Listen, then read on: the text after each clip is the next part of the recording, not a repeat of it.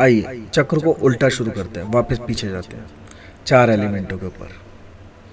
तो जैसे 4 एलिमेंट है, ये 4 एलिमेंट को आप समझ सकते हैं 4, वाटर, अर्थ, वायु और अग्नि, ये 4 एलिमेंट। पहला एलिमेंट था अग्नि। अग्नि को उल्टा कीजिए, बिल्कुल ठंडा कर दीजिए, तब क्या बनता है? वाटर। अब प्लस का साइन बना दीजिए। दूसरा एलिमेंट मान लीजिए आप अर्थ, मट्टी के कणों से बना। तो अगर इसे पत्थर बनाएंगे तो मतलब मट्टी के कणों को बहुत सारे को इकट्ठा कर दो तो पत्थर का आकार ले लेंगे। अब वहीं उल्टा जाओ, इसको बिल्कुल बारीक बारीक बारीक बारीक बारीक बारीक छोटा छोटा छोटा अलग अलग करते जाओ करते जाओ करते जाओ। जब आप बहुत ज़्यादा अलग कर देंगे तो आप देखेंगे धूल के छोटे छोटे कण हो गए जो हवा में मिश्रित हो जाते हैं, दिखाई ही नहीं देंगे। खुद हवा इससे ही बनती है। अगर आपको हवा फील हो रही है, हवा फील नहीं होनी चाहिए अगर उसमें बिल्कुल बारीक बारीक कण ना हो। ये सारे दिखने वाले एलिमेंट हैं तो वो धूल बन जाते हैं। जो ना दिखने वाले एलिमेंट है वो भी तो हवा के अंदर होते हैं। जब वो हवा चलती है तो ना दिखने वाले एलिमेंट आपसे टकराते हैं, जिसकी वजह से आपको हवा फील होती है। वो सारे एलिमेंट आपकी बॉडी से आके टकरा गए, मुड़ गए, इधर चले गए, उधर चले गए, वो एलिमेंट्स हैं। तो ये धरती का मतलब ठोस धूल के कणों का, कण का मतलब अगर अकण आकार ले ले तो धरती बन जाती है जो दिखने लगती है, स्थल, सतह जो हमें दिखती है। पर अगर ये आकार ना ले, बिल्कुल बारीक हवा में उड़ा दिया जाए, बारीक हवा बना दिया जाए, जो हवा बनी है वो इसी के अपोजिट तत्व है। तो अग्नि शांत कैसे होती है, ये बने कैसे? चलिए इसको ऐसे ना समझ के थोड़ा सा धार्मिक तरीके से समझते हैं। तो सतयुग है अग्नि युग आपका, जिसे आप त्रेता कहते हैं, जिसमें राम आए थे। वो बिल्कुल अपोजिट चले आओ। जब अग्नि को ठंडा किया गया तो त्रेता युग आया, जिसके अंदर पैदा होते हैं राम। राम की अगर आप राशि पता करें तो कैंसर राशि, मतलब कौन सा तत्व हो गया आपका? Water element. अग्नि तत्व था सतयुग में, वो है विष्णु का असली तत्व, अग्नि तत्व, जिसकी वजह से सतयुग बार बार वापस आ जाता है। और नीचे अगर आप जाएंगे तो त्रेता से शुरुआत होती है, जिसमें राम पैदा होते हैं, वो है वाटर एलिमेंट के धारक। दरअसल जो राम थे वो कुछ और नहीं, वो विष्णु भगवान ने अवतार, वो स्टोरी आपको बाद में समझाएंगे, बस आप ये चीज़ सुन लीजिए कि विष्णु जो है वो साक्षात वाटर का अवतार है। वो वाटर एलिमेंट की आइडेंटिटी है कि वाटर एलिमेंट कैसा होता है। अपने एलिमेंट में रह के अपने आप को बिल्कुल अपोजिट किया था उन्होंने। नेगेटिविटी में रह के वो राम जो है वो पॉजिटिविटी के साइन माने जाते हैं कि बिल्कुल नेगेटिव होके उन्होंने अपने आप को बिल्कुल पलट दिया, क्योंकि वो भगवान थे। अपने एलिमेंट को पलटना आपको भगवान की राह दिखाता है। आपके एलिमेंट का असर आप पे नहीं होना चाहिए, आप बिल्कुल उसके विपरीत होने चाहिए, तो समझो आप भगवान बन जाओ। तो उसके बाद अब इधर चलते हैं द्वापर युग की तरफ। द्वापर युग में पैदा होता है कृष्ण। कृष्ण का एलिमेंट अगर आप पता करेंगे तो कृष्ण का एलिमेंट है एयर। कृष्ण एयर एलिमेंट में पैदा हुए थे। तो जो आपका द्वापर युग है उसमें कृष्ण आए, उन्होंने अपना एलिमेंट दिखाया। कृष्ण का एलिमेंट कौन सा था? कृष्ण का एलिमेंट है एयर। वो एयर के जैसे मिलेंगे आपको। राम जी बहुत ज्यादा नेगेटिव थे, नेगेटिविटी में उन्होंने पॉजिटिविटी ढूंढी। राम जी फिर भी नेगेटिव थे, उनकी नेगेटिविटी कभी पता नहीं लगी, सामने नहीं आने थे उनके अवतार रूप की वजह से। राम जी नेगेटिविटी को अट्रैक्ट करते थे। उनकी आपकी सोच पूरी होती है। इस थ्योरी को जब हम आप सबको समझाएंगे तब आपको ये चीज़ समझ जाएगी कि राम जी का दिमाग भी बिल्कुल नेगेटिव चलता था, जिस चक्कर में वो कभी विश्वास कर ही नहीं पाए, जिस चक्कर में सीता की अग्नि परीक्षा लेनी पड़ी, क्योंकि वो नेगेटिव बहुत ज़्यादा सोचते थे कि क्या हुआ होगा, क्या हुआ होगा। वियोग, दर्द, इस तत्व में बहुत ज़्यादा दर्द लिखा है। वाटर एलिमेंट आंसुओं से ही बना है। आपके आंसू, आपका पसीना, ये वाटर एलिमेंट को बनाता है। जब हम आपको इंसान की संरचना समझाएंगे, इंसान धरती पे पैदा क्यों होते हैं और क्यों है इंसान, हम इंसानों से ही धरती टिकी हुई है। हम सब एक दूसरे से कनेक्टेड है। अगर आप लोगों की ज़रूरत नहीं होती तो भगवान को आपको पैदा नहीं करना पड़ता। हंसना, रोना, सब कुछ एक सिस्टम में बना हुआ है, जिस वजह से संसार चल रहा है। अगर एक भी चीज़ डिसबैलेंस कर दी, सतयुग के बाद द्वापर, त्रेता, कलयुग ये सब नहीं लाए तो सृष्टि नहीं चलेगी। तो पाप बढ़ाया जाता है, बढ़ाया जाता है, बढ़ाया जाता है, क्योंकि पाप बढ़ाने से सृष्टि चलती है। जब पाप बहुत ज़्यादा हो जाता है, मतलब हमारे पास ऐसे एलिमेंट बहुत ज़्यादा हो जाते हैं जो धरती को ख़राब कर देते हैं। मतलब एलिमेंट्स की ज़रूरत हमें है, कुछ एलिमेंट हमें निकालने तो वो बहुत ज़्यादा निकल गए, अब हमें दूसरे एलिमेंट चाहिए होते हैं, तब हम सतयुग वापस ले आते हैं जिसमें अच्छे एलिमेंट मिलते हैं। दोनों एलिमेंटों के मिलने से वापस धरती आगे बढ़ती रहती है, बढ़ती रहती है। धरती सूरज की तरह वो भी बड़ी हो रही है। साइंटिस्टों ने खोज निकाला है कि धरती दिन दुगनी सूरज बढ़ रहा है, धीरे धीरे बढ़ रहा है, अपनी और चीज़ों को खींच रहा है। ऐसा नहीं है, खींच नहीं रहा, धरती भी बढ़ रही है। हर ग्रह पे जीवन है, वो आपको बाद में समझाएंगे, वो भी अभी आप समझने के लायक नहीं है। तो धरती को आज बढ़ा कौन रहा है, धरती को मोटा कौन कर रहा है? हम इंसान। जितनी भी जीवित चीज़ें हैं इस धरती पे मौजूद, पेड़ हो, हम इंसान हो, जानवर हो, ये सब मरते हैं, छोटे से एक बीज से पैदा होते हैं। आप सब स्पर्म से पैदा होते हैं, स्पर्म की एक बूंद। और जो पेड़ होता है वो बीज से पैदा होता है। एक बीज के जितना होने के बाद वो धीरे धीरे बढ़ता है, बढ़ता है, बढ़ता है, आकार लेता है, आकार लेता है, आकार लेता है। मतलब मिट्टी एक बीज से बनती है और इतनी बड़ी हो जाती है, फिर वो मिट्टी में मिल जाती है। मतलब पेड़ बहुत बड़ा आकार लेता है, धरती में जाने के बाद सब मिट्टी हो जाता है। हम इंसान भी ऐसे ही करते हैं, हम इतने बड़े हो जाते हैं, खा पी के बूढ़े हो जाते हैं। मतलब हमारी हड्डियाँ, ढांचा सब कुछ बन बन के मिट्टी हमने बड़ी कर दी। खा के पी के अलग अलग एलिमेंटों से शरीर बनाया, बड़ा करा। और ये एलिमेंट बनते कैसे, जब हम आपको वो बताएंगे तब आपको पता लगेगा। आपको लगेगा कि हम धरती से ही निकली चीज़ों से तो बड़े हो रहे हैं, वही तो हम खाते पीते हमारा शरीर बड़ा होता है, तो इसमें हमने कौन सा योगदान कर दिया? नहीं, हम आपको वो भी बताएंगे जो वॉइस थ्योरी की वजह से आप समझ पाएंगे कि साउंड ने ही संसार को बनाया है। वो बहुत लंबा चैप्टर है, आपको बाद में समझाएंगे। तो हम सब जीव एक दूसरे से कनेक्ट है। तो जब आग को ठंडा करा तो राम जी आ गए, मतलब वाटर बन गया। अब एयर को जब हमने ठोस करा, पहले हमने एयर बनाई है, आग को ठंडा होने के लिए पहले शीतल हुई, हवा की तरह घूमी, फिर उसके बाद ठंडी हुई, ठंडा होने के बाद फिर जम जाता है, जमने के बाद आग लगती है। ये चक्र बनता है पूरा कंप्लीट। तो हमने एक साइन को पढ़ा, अब दूसरा एयर, छोटे छोटे कणों में आपको बताया था, धूल के कणों में धरती विद्यमान थी। अब हमने धरती को धरती बनाने के लिए क्या करा, उन सारे छोटे कणों को आपस में मिला दिया, तब बन गई धरती। मतलब चौथा एलिमेंट हमारा बना था धरती। तो हमारा जैसे चौथा एलिमेंट बना, वो एलिमेंट के देवता का नाम क्या है? कृष्ण का हमने आपको बताया, वो एयर एलिमेंट से बने थे। चौथे एलिमेंट के देवता हैं हमारे गौतम बुद्ध। अगर आप उनकी प्रवृत्ति को देखेंगे तो वो बिल्कुल अर्थ की तरह थे, शांत, शीतल, ठोस। उनका जन्म टॉरस में था, मतलब उनको टॉरस राशि का मालिक बताया जाता है। वो बिल्कुल वैसे ही थे जैसा धरती तत्व है, एकदम स्थिर, अपनी एक जगह पे रहना, एक जगह शांत, शीतल। धैर्य बहुत था उनके अंदर, धैर्य की अपरंपार धैर्य।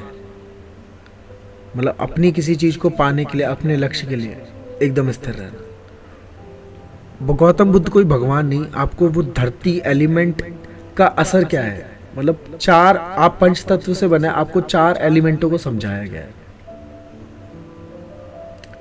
फायर तत्व का क्या गुण है कि कोई भी नियम लागू नहीं होता फायर एलिमेंट पे। सतयुग, जो पहला सतयुग था जहां से धरती का आरंभ हुआ, वो फायर एलिमेंट का था।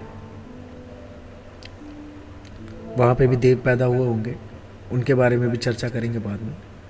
उसके बाद जो बाकी एलिमेंट्स को लेके देवता पैदा हुए। अब जो कल्कि है वो कौन से एलिमेंट में पैदा होगा हमारे हिसाब से?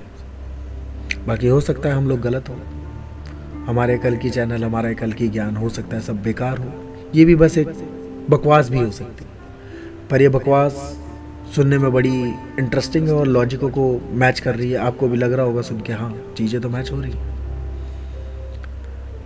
तो चौथा भगवान है वो वापस अग्नि तत्व में पैदा होगा, फायर एलिमेंट, क्योंकि सतयुग को लाना वापस फायर एलिमेंट का ही काम है। बाकी सारे देवता पैदा हो चुके हैं, फायर, सारे एलिमेंट अपना अपना काम कर चुके हैं, आप लोगों को समझा चुके हैं बाकी सारे एलिमेंट कैसे होते हैं, क्या होता है।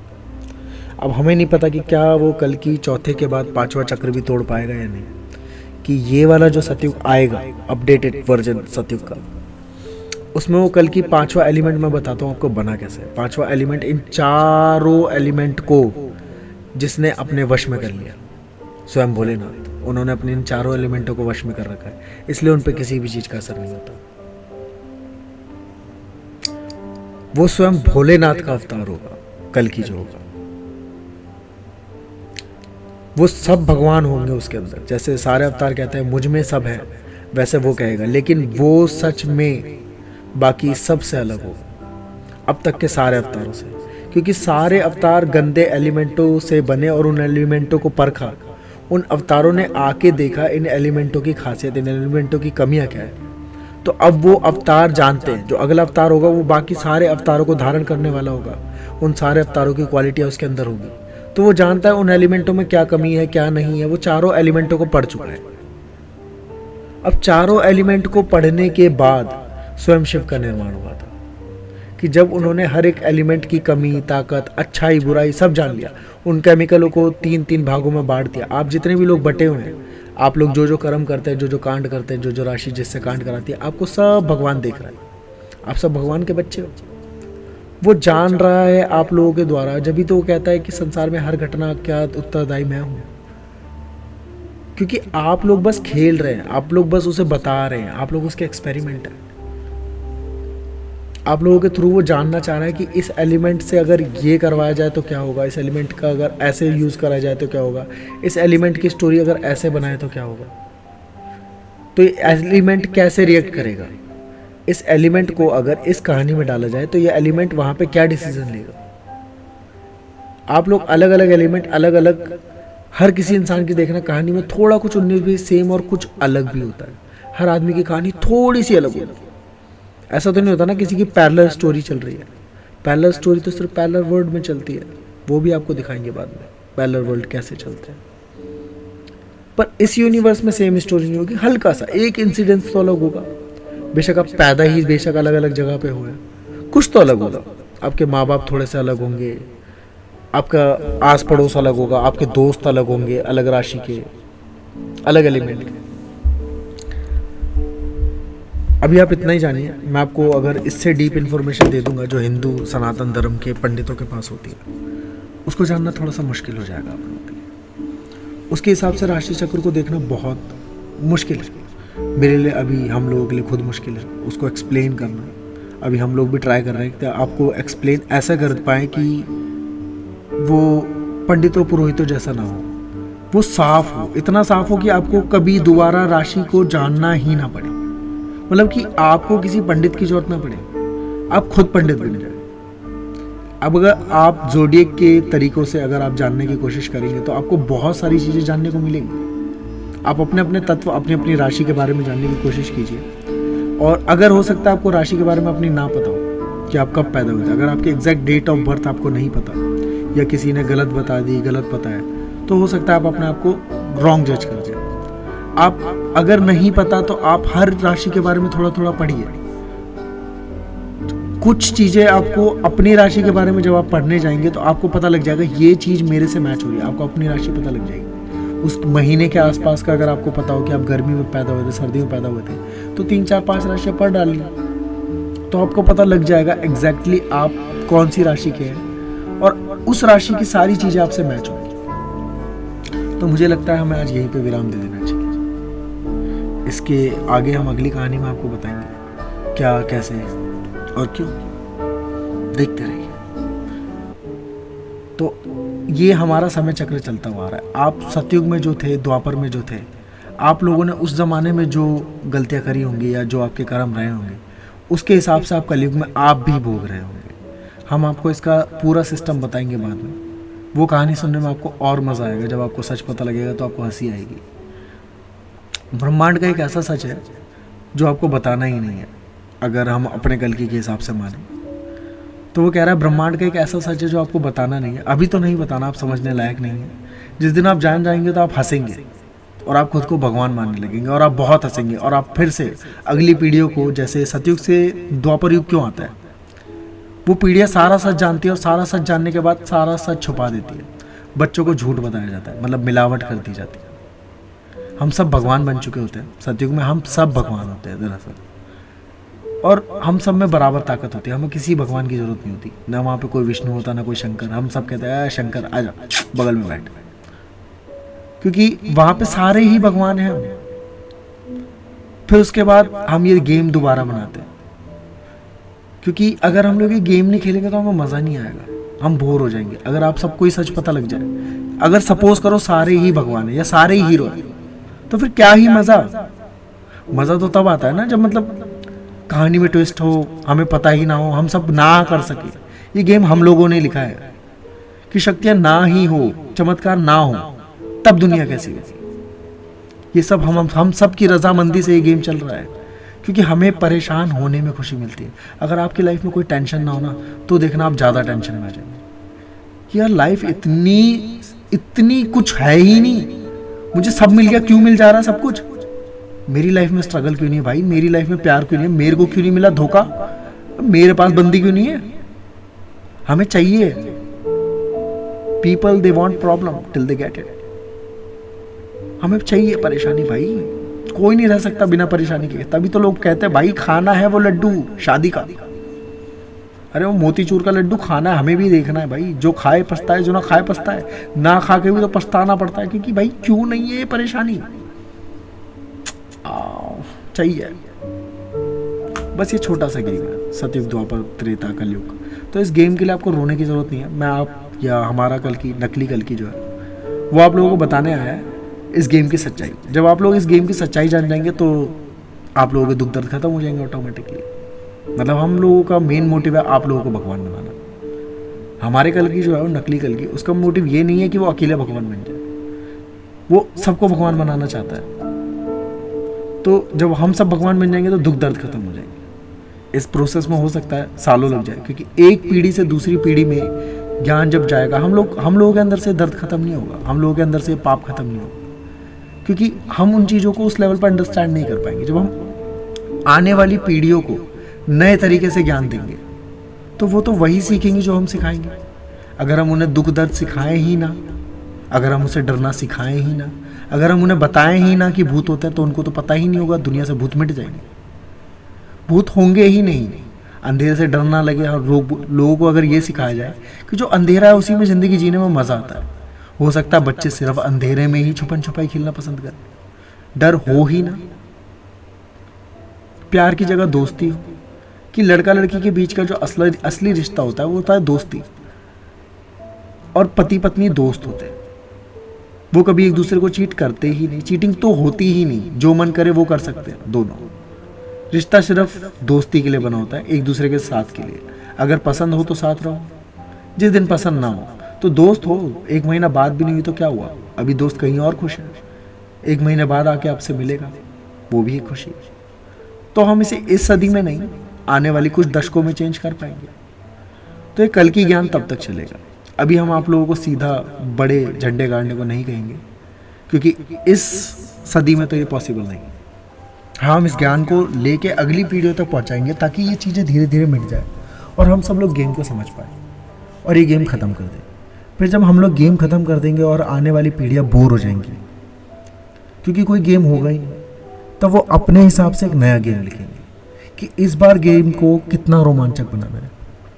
हम पिछली 4 युगों का गेम उन लोगों को बताएंगे कि 4 युगों में हम सब ने मिलके क्या गेम खेला और कितना मज़ा आया, कि हम लोग एंड तक इतने रोए कि हे भगवान हाहाकार मचा दिया।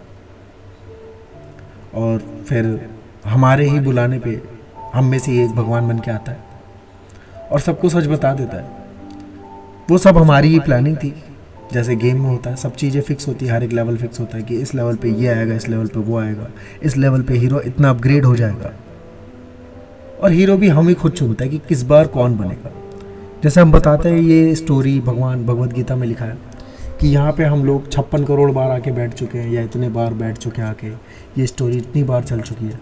क्या पता हर बार, एक बार मैं, दूसरी बार आप कल की बनते हो, तीसरी बार कोई और कल की बनता हो, सब लोग एक एक बार कहते हो कि इस बार मैं हीरो बनूंगा, गेम मैं खेलूंगा, मैं इस गेम में हीरो बनूंगा, तुम सब नॉर्मल बनोगे। तो क्या पता ऊपर ये गेम सिर्फ ऊपर वालों के हिसाब से 5 मिनट ही चलता हो और नीचे हमारे लिए वक्त, क्योंकि वक्त तो सिर्फ हमारे यहाँ पे है। ऊपर भगवान की दुनिया में जहाँ पे हम सारे भगवान हैं, जहाँ हम सारे अमर हैं, वहाँ क्या पता कि टाइम हो ही ना। तो इसलिए आपको लग रहा है ये गेम लंबा है, जैसे चींटी की ज़िंदगी, उसके लिए तो पता नहीं कितने बरस गुजर गए, पर आपके लिए तो वो थोड़े ही दिन में मर गई, मक्खी थोड़े दिन में मर गई, मच्छर थोड़े दिन में मर गया। तो वैसे ही हो सकता है ऊपर वालों के लिए ना ये गेम कुछ ही दिन का, कुछ मिनट का हो, जिन्हें उन्हें खेलने में मज़ा आ रहा है। अब ये वाला गेम ओवर करके हम नई गेम बनाएंगी, अगली पीढ़ी हमारी, मतलब हम सब मिलके नीचे आके एक नया गेम बनाएंगे और अगली पीढ़ियों को उस हिसाब से तैयार करेंगे कि अगला गेम कैसे खेलें। तब तक के लिए सायोनारा, टाटा, बाय बाय। हम आपको तीनों युगों का सत्य बताते रहेंगे। मिलते हैं अगली वीडियो में।